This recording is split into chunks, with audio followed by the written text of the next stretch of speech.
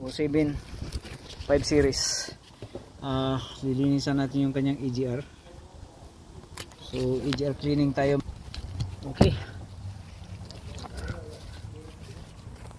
EGR, ang plano natin is tanggalin tong engine cover. Okay, and then the rest is yeah, is out of this world. So alin key, naka-alin key ito siya.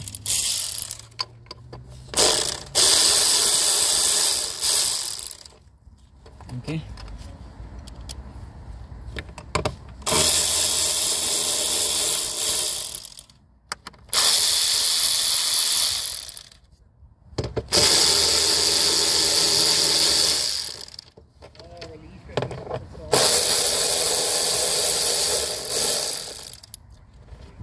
yan. Tapos sabay na hugot na siya. Ingatan nyo dito, meron siyang nut dito. Okay,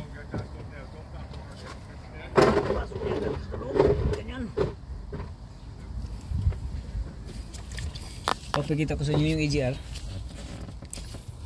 cooler, saka dito ito yung kanyang EGR bulb dito. Yan ang babanata natin. Okay, yan maganda. Nagyan ko pink. Visit.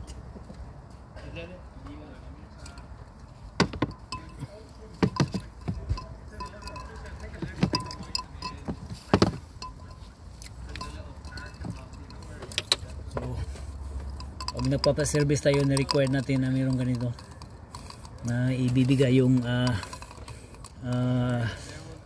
galing sa may-ari. Narish yung may-ari nito.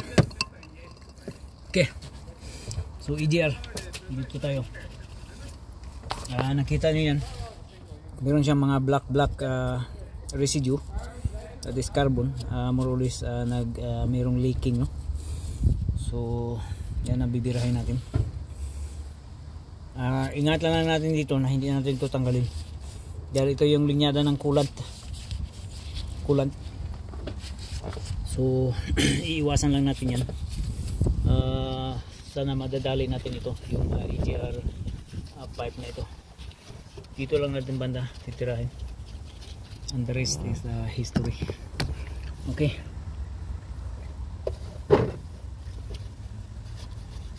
so tapos na tayo sa service, basic service. 5.5 liters ang nilalagay natin is baka may short tayo ng mga 0.5 liter din kasi 6 liters more or less ang engine capacity nito. Then yung oil is kulang tayo ng half liter. So inabisuhan natin yung may-ari na double check niya sa parking lot and then top up half liter just in case.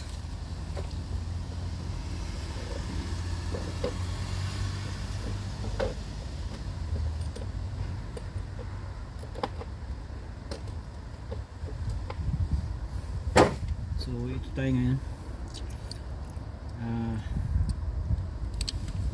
First of all, this is a 7 mil and then allen key. Beforehand tatanggalin natin yung connector ng throttle body.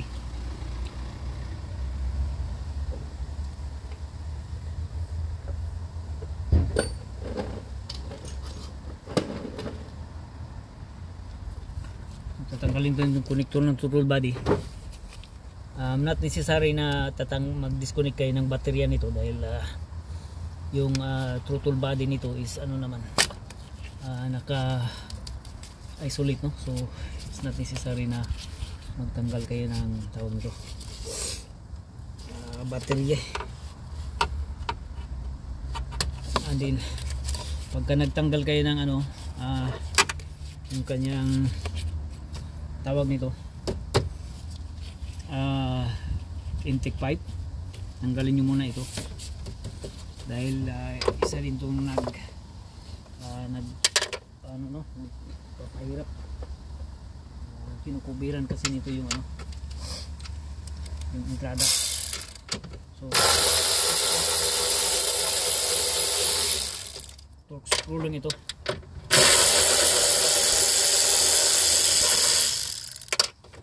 Okay, natanggal na. Ayun, ang sunod natin is yung clip. Ito yung kanyang clip. Okay,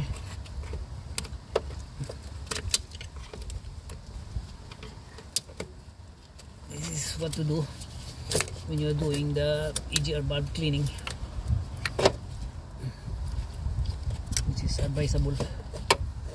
Okay, so yan, igawin lang natin ng ganun. Yan, gawin lang natin ganyan siya. And then kita nyo sobrang dumi na ng kanyang throttle body, lalong lalo na dito sa may EGR valve dito. Sobrang dumi na sir, tingnan mo. Tingnan mo? Yeah, Talaga madumi na talaga. So bibirahin natin yan. at least yan, madali lang kunin. Ito. Ano ito? Parang sunog. Ano talaga, may leaking yan banda. Carbon yan siya. May leaking, nagli-leaking yung carbon yan lumalabas. Ano naman yan, ano? Ano, baka need lang ng higpitan o diber. Kailangan na ng higpit.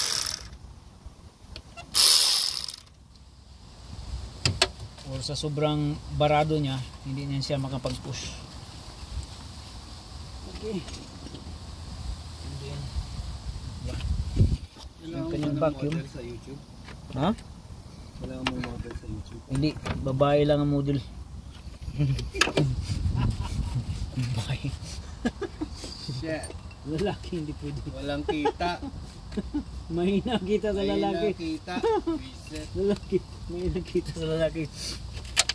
Wala sa ayos yan.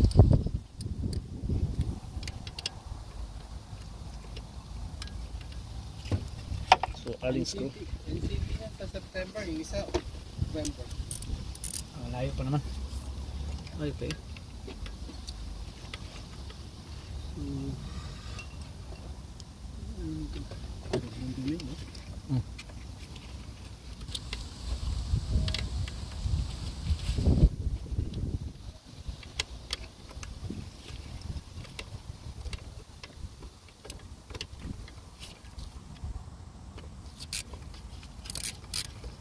Sabi ko, bibili din ako nung ano eh, nung air filter. Hindi daw masyado yan dumudumi kagad. Oo. Dapat kasama yun. Sabi ko nga eh. Mahirap ba yan pag ako nagpalit? Di ba dito lang yun? Tanggalin mo to. Mahirap talaga. Medyo din. Delikado. Daming tatanggalin. Namin kang tatanggalin. Sa ano na, pag balik mo na. Pwede naman yun ba? Okay.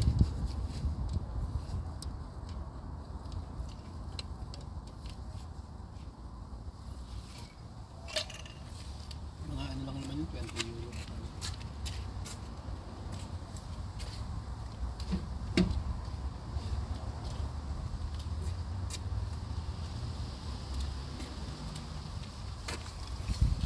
Pagka mga ganito, handa kayo ng magnet dahil may posibilidad na yung screw nito is matanggal, no? So kailangan ng magnet.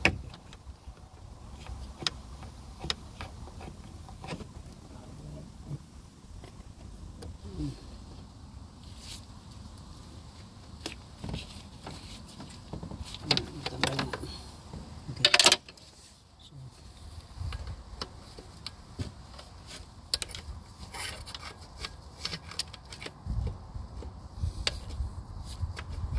kita yun, pinaka-genius yung nag-invento ng magnet.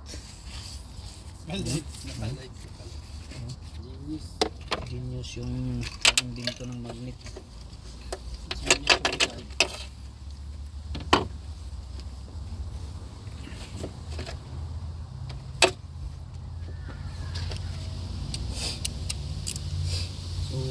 ating mga pambaba.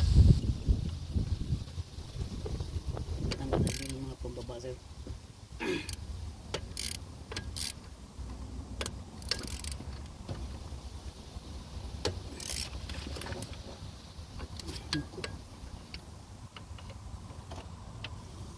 Ayan.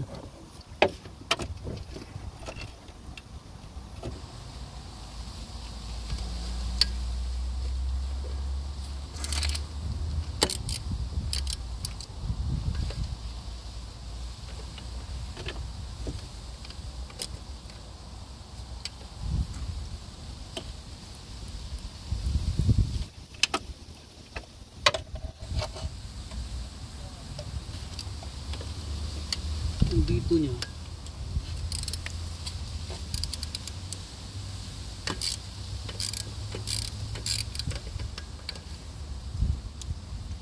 hindi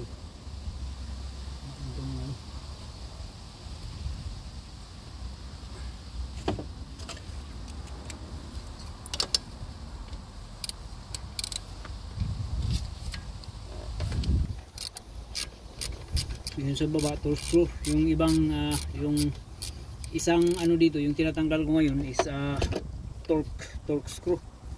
Yung tatlo na natira is Allen key. So iba-iba yung ano, iba-iba yung tawag nito, yung kanyang screw.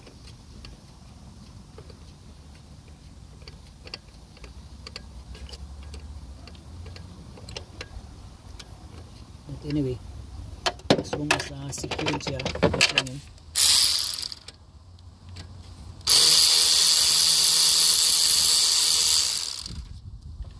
Okay.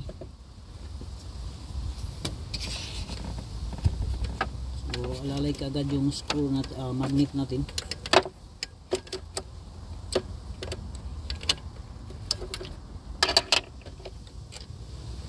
Ayan. Kaantabay yung magnet.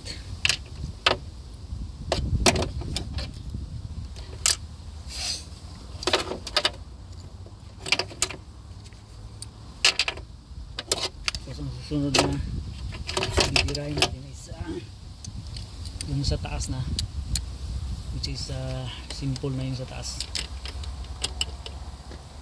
So itong ito, dito siya papasok. Yan, lalabas siya doon sa kabila. Okay, so yan o po. Again, EGR cleaning tayo.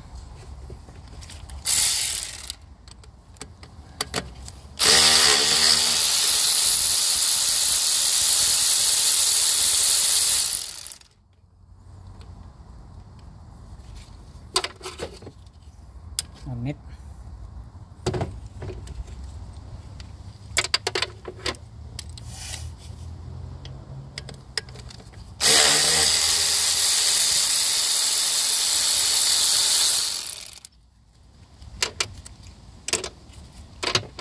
Pagka gusto nyo EGR service cleaning lang, PM nyo kagad ako para ano natin yung sasakyan ninyo mabigyan ng pansin. EGR cleaning ito guys, actually hindi ito kasama sa service. Ang service is different from the EGR cleaning.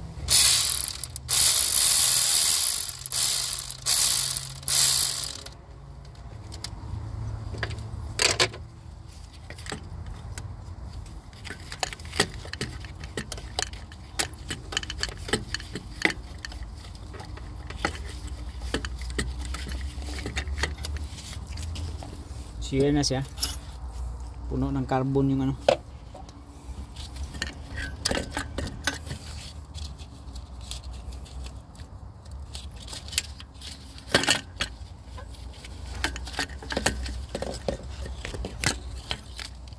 Nakita nyo ang grabe ng dumi niyan, grabe. Ano, grabe ng carbon yung kanang ano. So lilinisan natin to. Yan. Okay. EGR cleaning guys.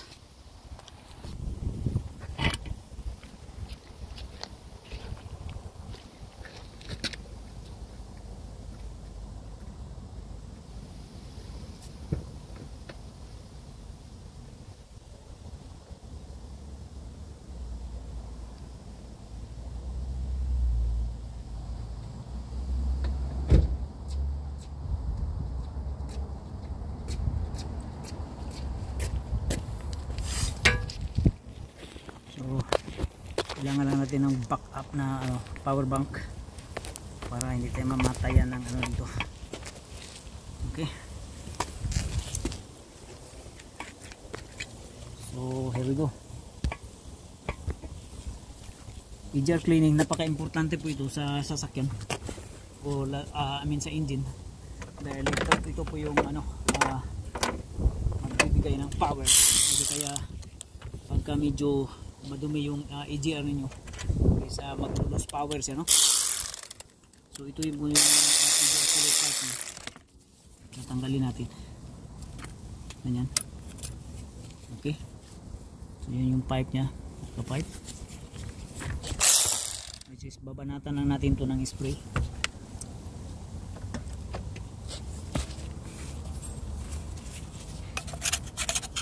Kita nyo, grabe talagang carbon yan. So ito yung paglinis ng inyong EGR guys, para hindi ko mag-lose power ng inyong sasakyan. More or less pagka angkos po ng barado yung EGR, magkaroon siya ng black smoke and then lose power. Yan po. So kailangan nyo po linisan, like actually this is like yearly. Paalala lang, hindi po ito kasama sa service. This is not included in the service. This is different from the basic service. So ginagawa lang natin to dahil nag-request yung may-ari, no? So yan.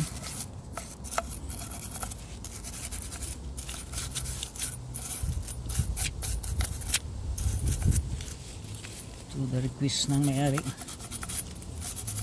yung ginagawa natin.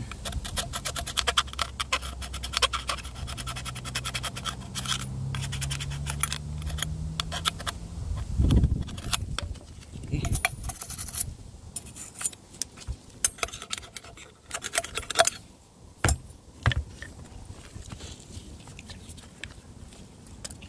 And then ito siya.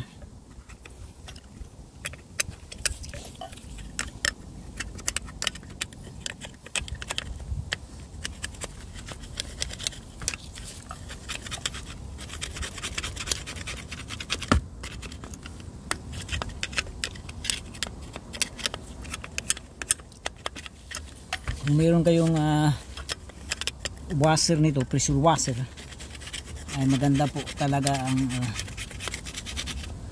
gawin ng paglinis. Pressure washer.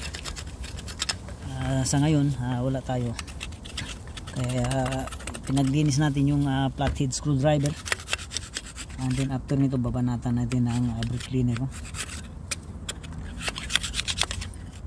Okay, maganda po itong gawin like habit, para din hindi maglulose power yung sasakyan. Okay, and then pagka madumi na din po ang throttle body is magastos po sa gas, fuel consumption. So grabe po yung kanyang carbon talaga. Bili kaya ako May ng carbon. air filter. Punta mo? Ha? Oh. Para isang lang.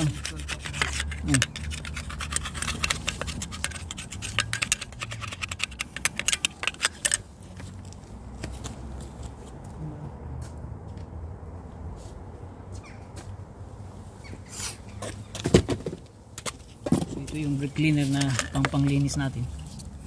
Bumbahan natin ang brake cleaner to.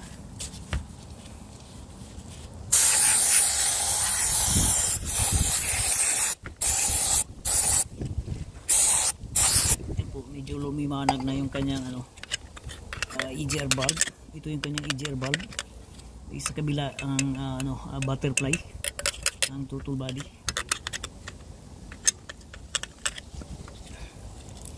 Okay.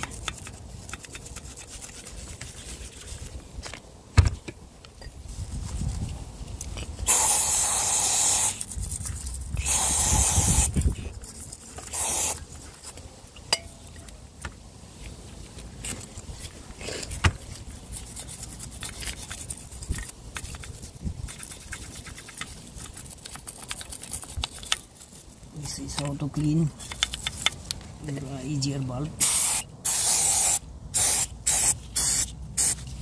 The symptoms of EGR valve, if it is dirty, you have a low power, and also the smoke, black smoke, and then the throttle body also, it's needs a cleaning, because if the throttle body is dirty, that will cause fuel consumption, no? More fuel consumption. So kasi malakas na po ang RPM nya, kasi nga barado yung kanyang butterfly valve ng throttle body. So yun na po.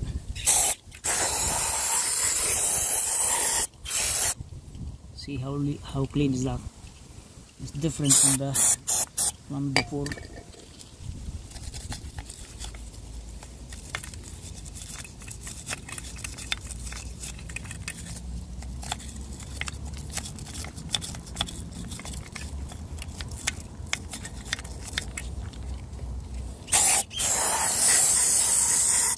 So yung kanyang EGR valve is bubukas lang ito through vacuum pressure, no?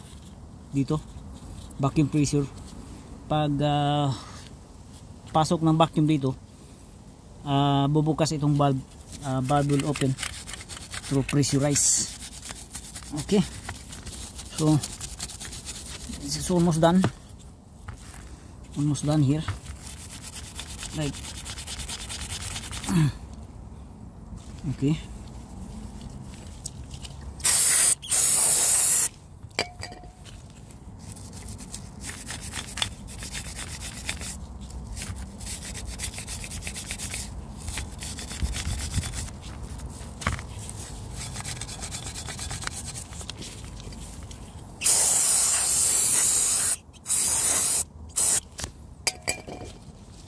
Okay. So tagus po ito.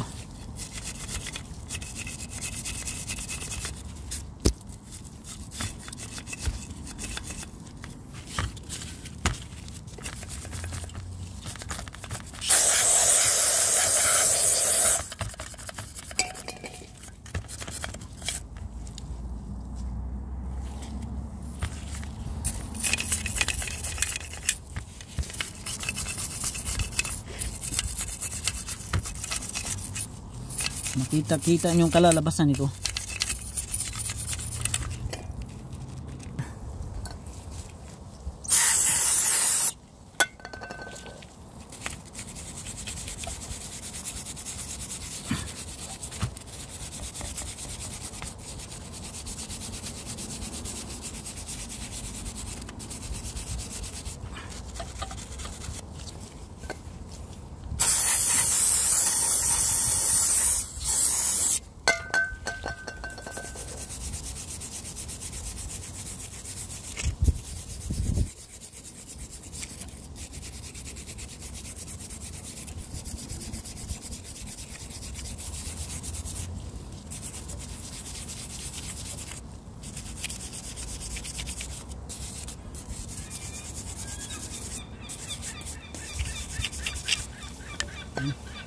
Tinatanggalin natin yung valve spot.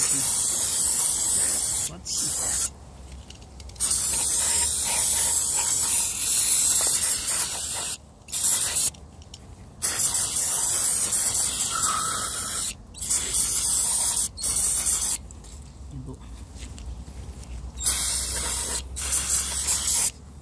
ito ay malinis na. Okay.